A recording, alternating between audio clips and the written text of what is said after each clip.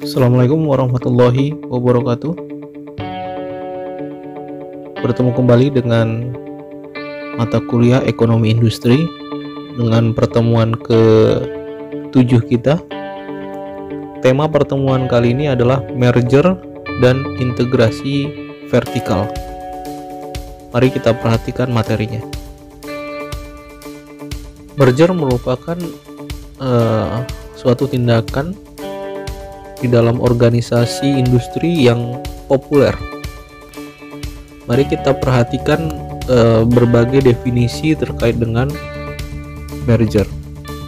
Yang pertama adalah menurut Abdul Muin di tahun 2003 dalam bukunya dengan judul Merger, Akuisisi, dan Divestasi.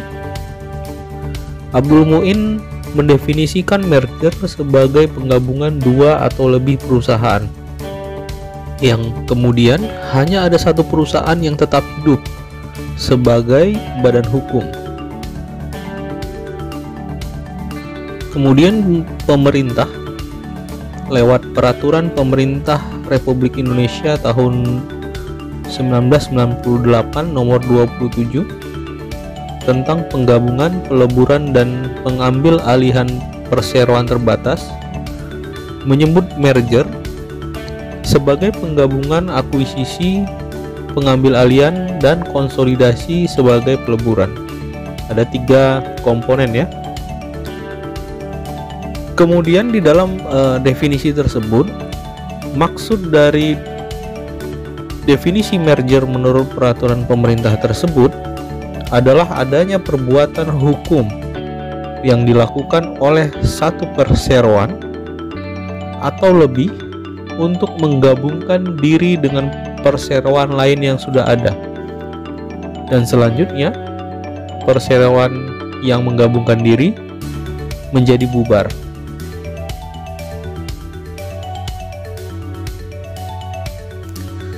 Secara sederhana kita kemudian dapat mengambil kesimpulan sederhana di mana merger adalah penyerapan dari suatu perusahaan oleh perusahaan lain. Merger merupakan penggabungan usaha pada satu nama perusahaan di mana salah satu perusahaan harus berbentuk perseroan terbatas. Setelah merger dilakukan, perusahaan yang dibeli atau diambil alih akan kehilangan atau berhenti beroperasi dengan hasilnya adalah sebuah entitas yang lebih besar. Jadi setelah merger dilakukan, maka yang entitas-entitas tadi akan bergabung sehingga menjadi organisasi yang lebih besar. Keuntungan utama melakukan merger adalah sederhana dan tidak semahal bentuk pengambil alihan usaha lainnya seperti akuisisi ataupun pembuatan organisasi baru.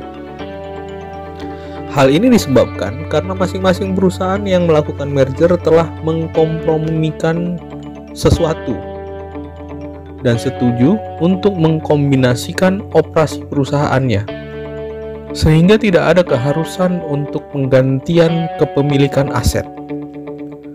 Teman-teman boleh berpikir bahwa di dalam penggabungan organisasi, maka unsur kepemilikan aset menjadi entitas yang paling diperhatikan. Jadi ketika ada perubahan struktur di dalam organisasi, maka identifikasi terhadap aset menjadi kebutuhan yang penting. Sehingga ini juga yang menjadi kelemahan dalam melakukan proses merger.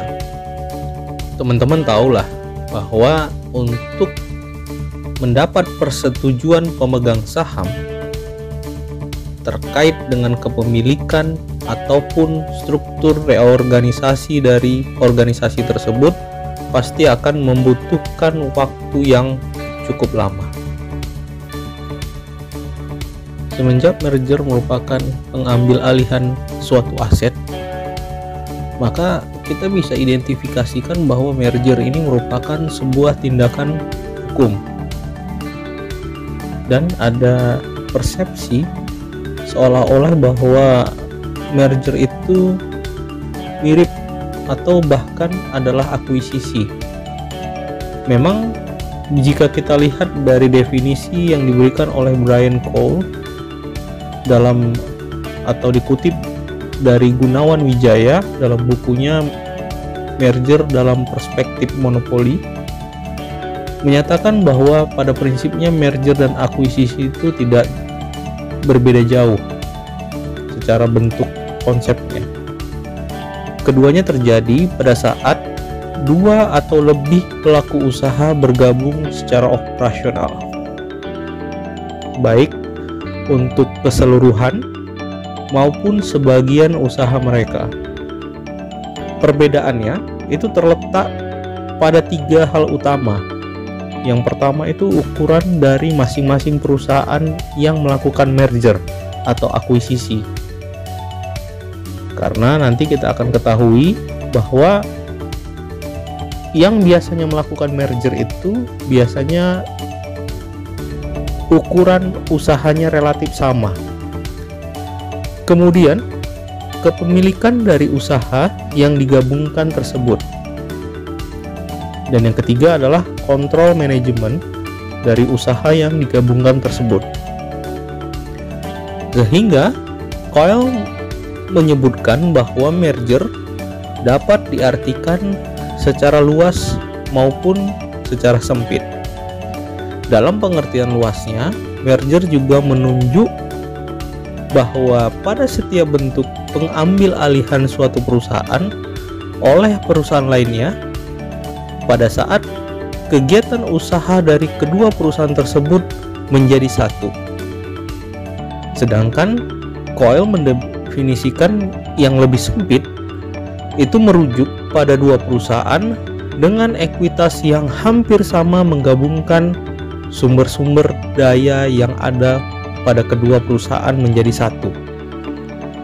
Ya, sumber daya ini digabung menjadi satu dan menjadi satu bentuk usaha tersendiri.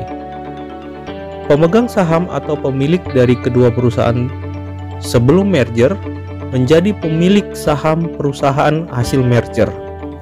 Dan top manajemen dari kedua perusahaan itu bisa menjadi top manajemen atau posisi senior dalam perusahaan tersebut setelah merger dilakukan. Kemudian Coyle menunjukkan bahwa suatu penggabungan usaha disebut merger jika yang pertama adalah tidak ada salah satu perusahaan yang bergabung dapat disebut perusahaan yang mengambil alih atau diambil alih oleh perusahaan satu dan lainnya. Kemudian yang kedua adalah perusahaan yang berpartisipasi, baik itu dua perusahaan atau lebih, itu akan membentuk struktur manajemen perusahaan yang baru yang merupakan hasil dari penggabungan kedua perusahaan atau lebih tadi. Kemudian yang terakhir adalah perusahaan yang bergabung itu pada umumnya memiliki ukuran yang hampir sama. Artinya begini nih, tidak ada dominasi aset antara satu perusahaan dengan perusahaan lainnya. Aset di sini bisa kita identifikasikan value dari perusahaan. Hampir semua atau sebagian besar proses merger ini akan melibatkan share swap, di mana tidak akan terjadi pembayaran tunai pada saat penggabungan perusahaan, melainkan yang terjadi adalah penerbitan saham baru. Ya, ingat ya, merger itu akan menghasilkan saham baru yang kepemilikannya itu akan diatur sedemikian rupa sesuai dengan kepemilikan saham-saham sebelumnya. Artinya porsinya itu nanti akan diproporsionalkan. Merger ini kemudian kita anggap sebagai salah satu bentuk absorpsi atau penyerapan oleh satu perusahaan terhadap perusahaan lainnya. Jika dua perusahaan, contohnya A dan B, melakukan merger, maka hanya akan ada satu perusahaan saja, yaitu A atau B, yang akan existing di pasar. Pada sebagian besar kasus merger, perusahaan yang memiliki ukuran lebih besar yang dipertahankan hidup dan tetap mempertahankan nama dan status hukumnya. Sedangkan perusahaan yang lebih kecil akan menghentikan aktivitasnya atau dibubarkan dalam quote and quote sebagai badan hukum. Bukan operasional realnya, tapi badan hukumnya yang dibubarkan. Di sini disebutkan ada ukuran tertentu, ya. Berarti ada identifikasi selain aset yang menjadi ukuran besar kecilnya perusahaan.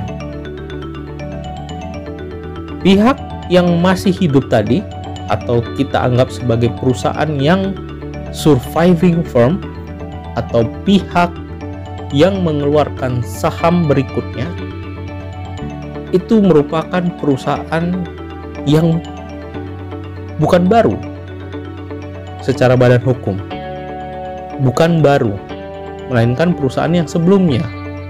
Tetapi dalam konteks saham, ini menjadi ukuran yang baru, di mana perusahaan yang berhenti tadi itu akan kehilangan sahamnya, sehingga surviving firm dengan sendirinya itu memiliki ukuran atau size yang lebih besar karena asetnya tadi di merging, atau dengan kata lain digabung menjadi lebih besar untuk kemudian diproporsionalkan ke pemilik-pemilik sebelumnya.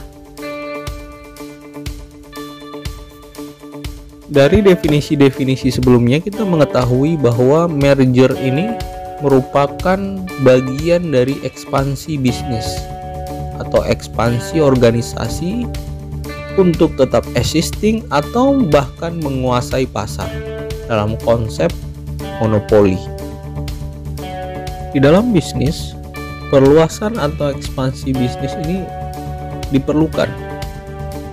Hal itu dikarenakan perusahaan itu selalu ingin mencapai efisiensi dan selalu ingin menjadi lebih kompetitif, serta tujuan utamanya semata-mata hanya untuk meningkatkan keuntungan atau profit dari perusahaan itu, sehingga ekspansi pun harus dilakukan.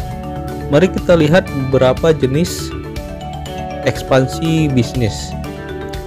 Yang pertama, teman-teman sudah tahu ya, yaitu merger atau penggabungan dua atau lebih perusahaan menjadi lebih padu lagi, atau menjadi satu identitas yang padu. Adapun model berikutnya adalah akuisisi. Perluasan ekspansi bisnis tipe akuisisi ini merupakan proses ekspansi bisnis dengan membeli suatu perusahaan oleh perusahaan lain ataupun oleh sekelompok investor. Akuisisi sering digunakan untuk menjaga ketersediaan bahan baku atau jaminan produk akan diserap oleh pasar. Ya, memang untuk menjaga bahan baku kita harus punya intervensi terhadap penyedia bahan baku, dan intervensi yang paling baik itu terjadi ketika kita memiliki perusahaan tersebut. Kita lihat tipe berikutnya ekspansi bisnis, yaitu hostile takeover atau pengambil alihan secara paksa. Ini merupakan suatu tindakan akuisisi yang dilakukan secara paksa. Biasanya dilakukan dengan cara membuka penawaran atas saham perusahaan yang ingin dikuasai di pasar modal dengan harga di atas harga pasar. Pengambil alihan secara paksa biasanya diikuti oleh pemecatan karyawan, kemudian manajer, untuk diganti oleh orang baru untuk melakukan efisiensi pada operasional perusahaan. Tindakan ini lumrah dilakukan oleh perusahaan-perusahaan tertentu. Pada dasarnya, hostile takeover ini adalah bentuk lain dari akuisisi, tetapi modelnya adalah dengan cara memaksa tindakan manajemen atau memaksa beli di pasar sekunder. Kemudian tindakan yang berikutnya adalah leverage buyout atau biasa dikenal dengan teknik penguasaan perusahaan dengan metode pinjaman atau utang yang digunakan oleh pihak manajemen untuk membeli perusahaan lain. Artinya, terkadang suatu perusahaan target dapat dimiliki tanpa modal awal yang besar. Jadi, pada tipe leverage buyout ini, perusahaan tertentu yang ingin menguasai perusahaan lain itu cenderung akan memberikan pinjaman kepada perusahaan yang akan dikuasai tersebut, sehingga dalam waktu tertentu perusahaan dapat menguasai perusahaan tersebut dikarenakan jumlah hutang yang dimiliki oleh perusahaan tersebut. Oke, teman-teman sudah bisa memahami setidaknya 4 jenis ekspansi bisnis. Silahkan teman-teman jawab di GCR teman-teman contoh perusahaan-perusahaan yang mengalami tindakan-tindakan. Yang pertama merger, yang kedua akuisisi, yang ketiga hostile takeover, dan yang keempat leverage buyout. Masing-masing satu contoh saja. Mari kita perhatikan jenis-jenis dari merger. Yang pertama adalah merger vertikal, di mana perusahaan yang bergabung adalah perusahaan yang masih dalam satu industri tetapi beda level atau tingkat operasional. Contohnya restoran cepat saji menggabungkan diri dengan perusahaan peternakan ayam. Jadi ini adalah penggabungan dua level yang berbeda secara tingkat operasionalnya. Kemudian yang kedua adalah level merger horizontal, di mana penggabungan perusahaan di dalam industri yaitu dengan level operasi yang sama. Misalkan pabrik komputer bergabung dengan pabrik komputer lainnya, ya, berarti pada tataran level yang sama. Kemudian jenis merger yang berikutnya adalah merger konglomerasi, di mana tidak ada hubungan industri pada perusahaan yang bergabung. Tujuan penggabungan ini hanya semata-mata meningkatkan profit perusahaan dari berbagai sumber atau unit bisnis. Contohnya perusahaan pengobatan bergabung dengan perusahaan operator telepon seluler. Ini adalah penggabungan dua perusahaan yang sama sekali tidak memiliki hubungan awalnya. Hanya saja karena melihat ceruk bisnis tertentu, maka kemungkinan terjadinya perusahaan merger ini mungkin terjadi. Sama seperti bisnis pada umumnya, kita perlu mengevaluasi keberhasilan ataupun kegagalan dalam proses merger ini. Membuat proyeksi keberhasilan merger mungkin penting untuk dilaksanakan sebelum merger tersebut dilakukan pada tahapan legal Tahapan awal yang pertama kali dilakukan sebelum melaksanakan proyeksi tersebut adalah due diligence atau uji tuntas atas perusahaan yang akan dikonsolidasikan. Karena perlu kita perhatikan, merger ini memang merupakan salah satu pilihan terbaik dalam memperkuat fondasi bisnis. Hanya jika merger tersebut dapat memberikan sinergi yang baik. Oleh karena itu, kita perlu melakukan tahapan-tahapan tertentu untuk memastikan akan timbulnya sinergi yang baik. Penilaian dilakukan atas sinergi yang akan mungkin diperoleh, dilihat dari sinergi operasional dan sinergi finansial. Dalam sisi operasional, umumnya kita akan membandingkan sumber daya masing-masing perusahaan, baik visi misi dan tujuan, perencanaan strategik, sumber daya manusia, jaringan, pangsa pasar, teknologi yang digunakan, hingga budaya-budaya yang ada di perusahaan tersebut. Ini merupakan fondasi awal untuk mengetahui bagaimana nanti kedepannya merger dilakukan. Karena di dalam bentuk merger, operasional ini akan bergabung dan membentuk sinergi satu sama lain. Sehingga penting bagi kita untuk mengetahui apa yang akan kita gabungkan. Kemudian sisi lainnya adalah sinergi finansial, atau kita akan melakukan evaluasi finansialnya. Evaluasi finansial didasarkan atas analisis laporan keuangan perusahaan, baik neraca, laba rugi, ataupun off balance sheet, serta fee based income yang dapat dihasilkan oleh masing-masing perusahaan. Metode yang digunakan bermacam-macam, salah satunya cash flow.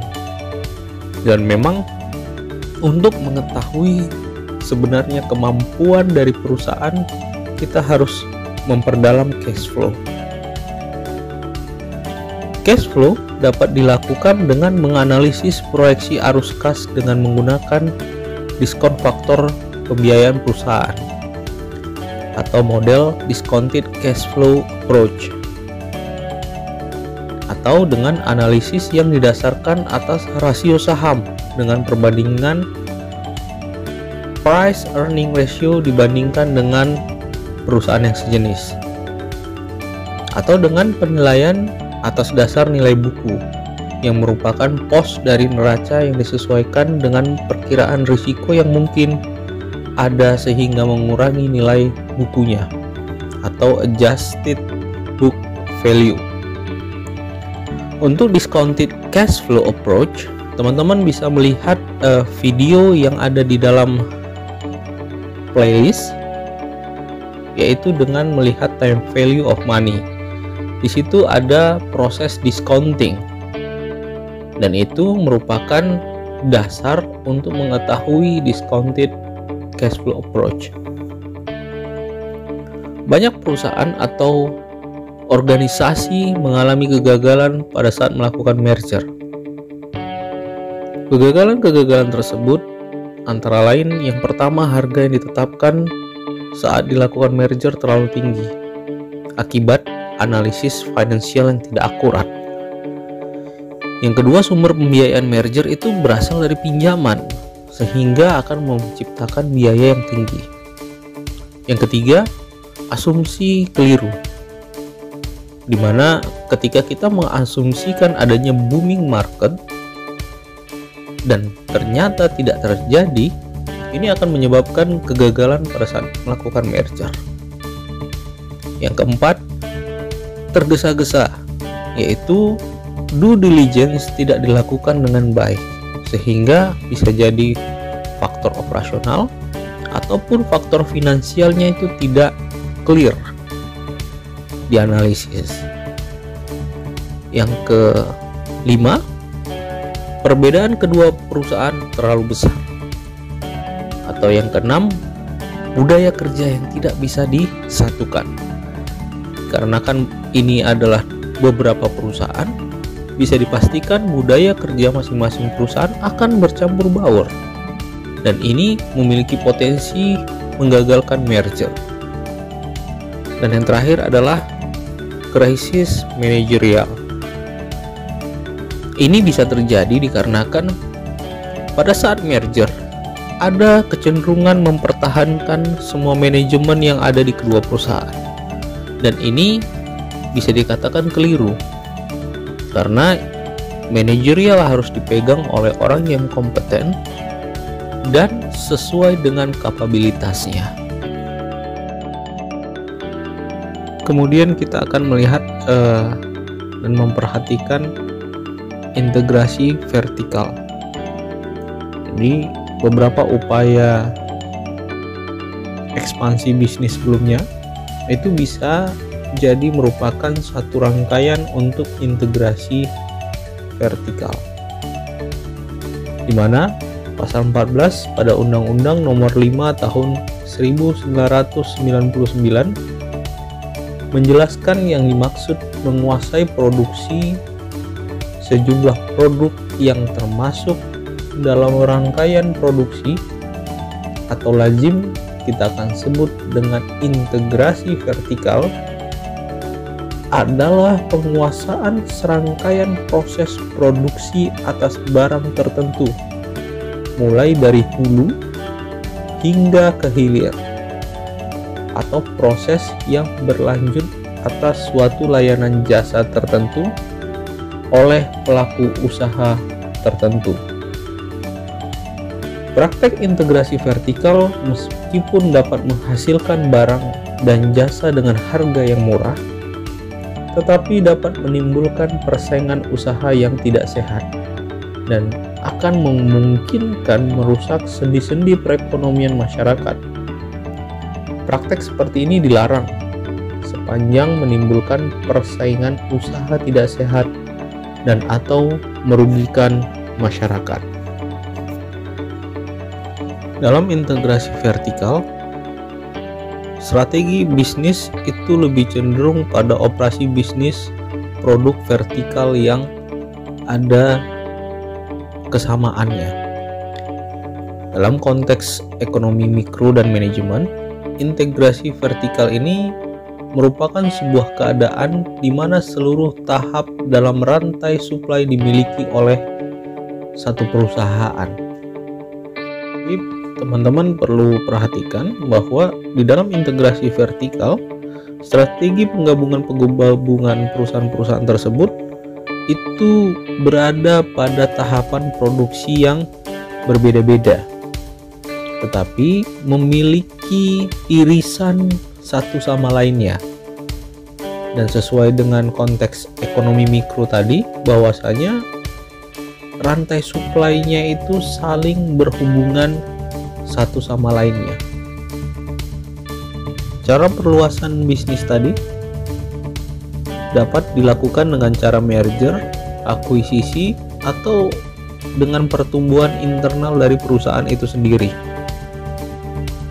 Kita akan mengetahui bahwa di dalam integrasi vertikal ini, perusahaan berusaha untuk mengontrol semua tahapan dalam rantai pasokannya, mulai dari ekstraksi bahan baku hingga penjualan produk akhirnya.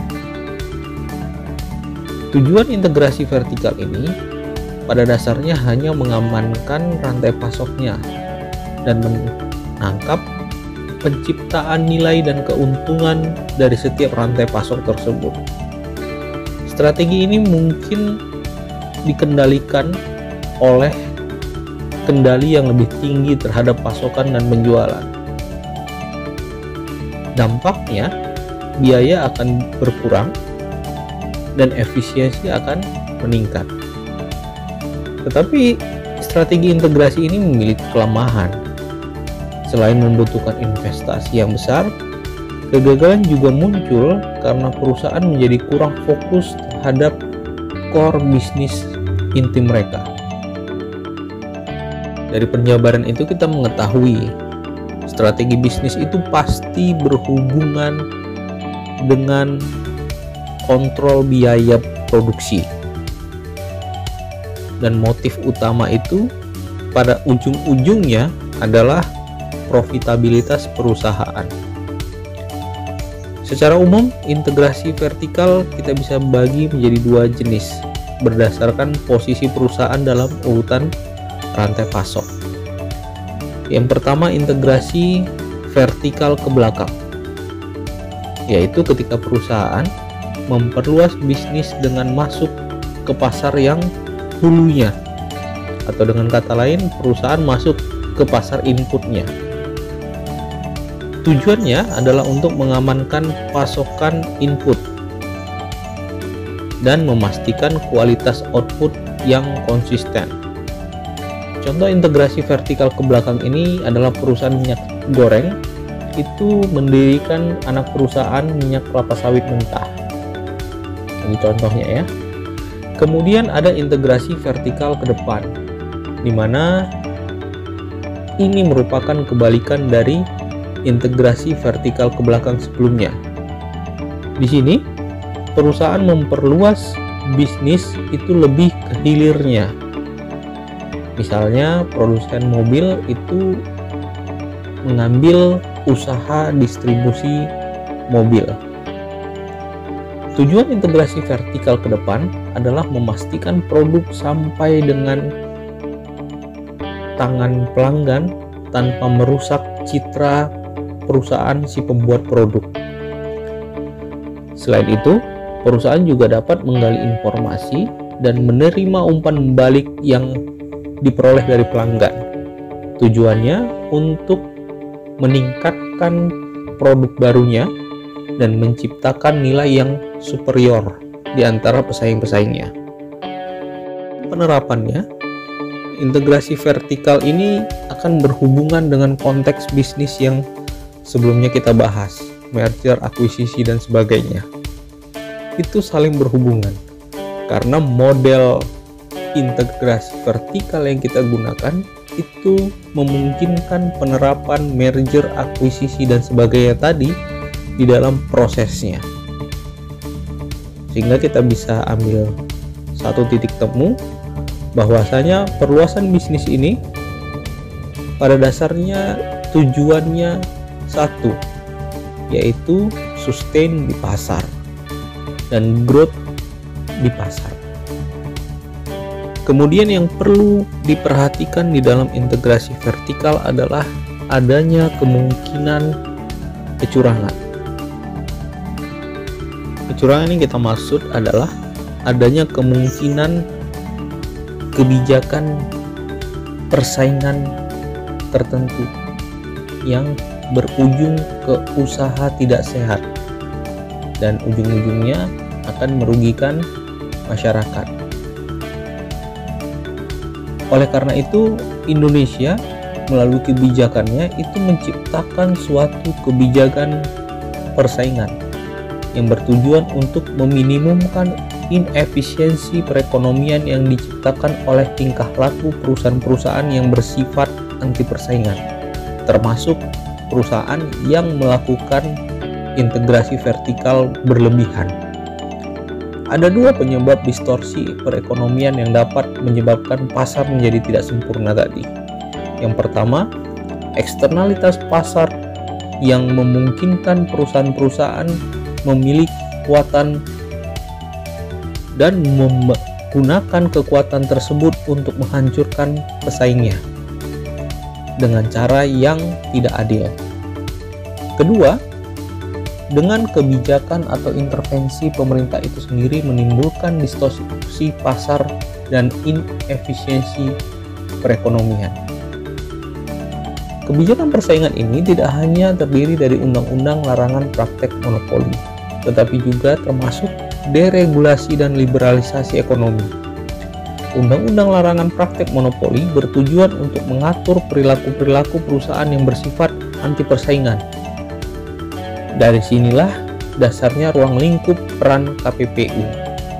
Sementara itu, deregulasi dan liberalisasi bertujuan agar mekanisme pasar ini berjalan dengan meminimumkan intervensi pemerintah yang bersifat distortif tadi.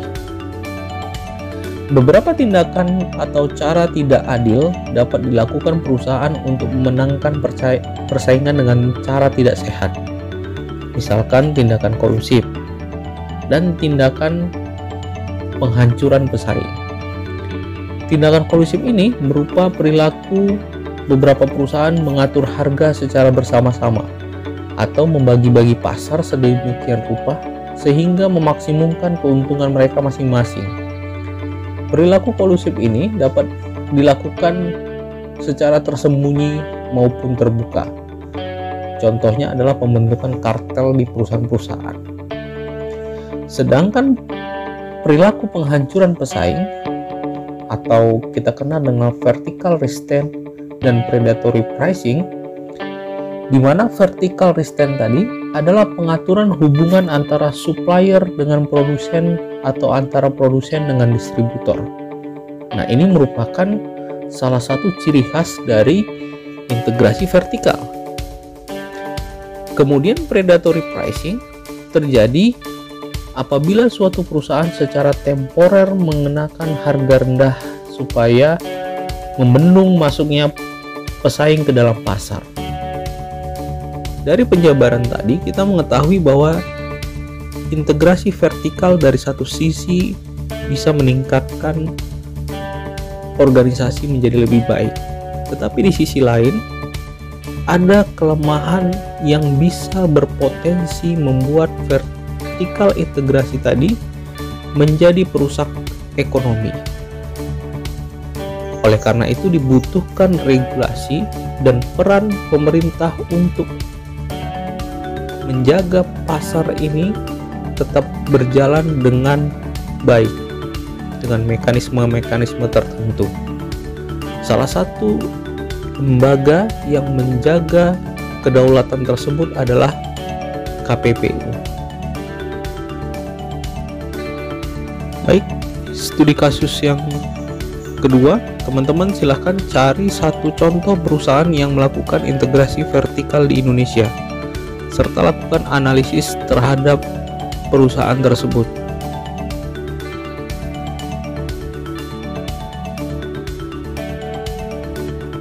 Baik teman-teman, sekian materi kita untuk pertemuan kali ini.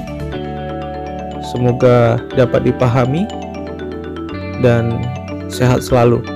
Wabillahi taufiq wal hidayah. Wassalamualaikum warahmatullahi wabarakatuh.